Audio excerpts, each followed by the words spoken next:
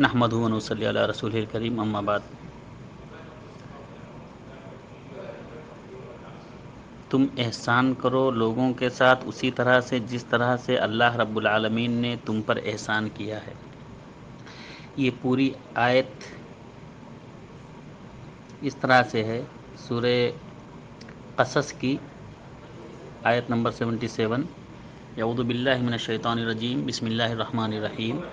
وابتغی فیما آتاک اللہ الدار الآخرہ ولا تنس نصیبک فی الدنیا واحسن کما احسن اللہ الیک ولا تبغ الفساد فی الارض ان اللہ لا يحب المفسدین۔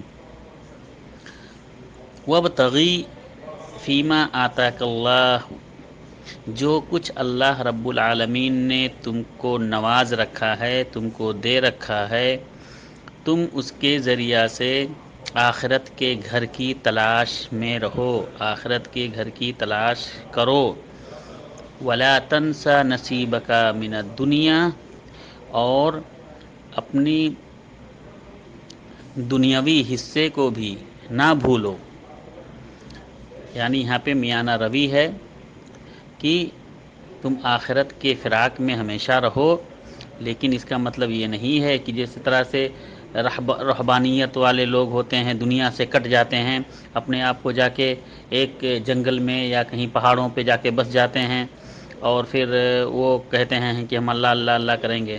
ایسا بھی نہیں ہے، بلکہ تم دنیا کو بھی نہیں بھولو اور آخرت کے فراق میں رہو، آخرت کے گھر کو تلاش کیا کرو۔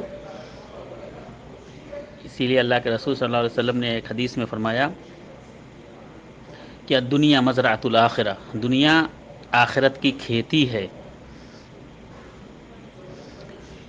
اس کے بعد میں اللہ رب العالمین ارشاد فرما رہے ہیں کہ وَأَحْسِن كَمَا أَحْسَنَ اللَّهُ إِلَيْكَ، اور تم لوگوں کے ساتھ اسی طرح سے احسان کیا کرو جس طرح سے اللہ رب العالمین نے تم پر احسان کیا ہے۔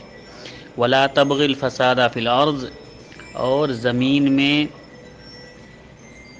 فساد پھیلانے والوں نہ بنو، فساد کے خواہاں نہ رہو، فساد کے خواہش مند نہ رہو، فساد نہ پھیلاؤ۔ ان اللہ لا يحب المفسدین، اس لیے کہ اللہ رب العالمین مفسدوں کو، فساد پھیلانے والوں کو، فتنہ پھیلانے والوں کو پسند نہیں کرتا۔ یہ آیت ان لوگوں کے منہ پہ تماچا ہے جو لوگ کہتے ہیں کہ اسلام دہشت گردی کا تعلیم دیتا ہے، بلکہ اسلام نے تو، قرآن نے تو فتنہ اور فساد سے بھی روکا ہے۔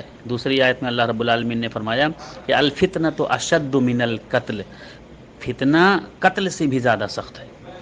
اور ایک جگہ ایک دوسری آیت میں فرمایا الفتنۃ اکبر من القتل، کہ فتنہ قتل سے بھی بڑا گناہ ہے۔ فتنہ پھیلانا، فساد پھیلانا، چاہے کہ کوئی ٹیررسٹ ہو، کوئی دہشت گردی کا کام کرے۔ اب آپ سوچ لیجئے کہ اس آیت میں اللہ رب العالمین نے کس چیز کی تعلیم دی ہے۔ السلام علیکم ورحمۃ اللہ وبرکاتہ۔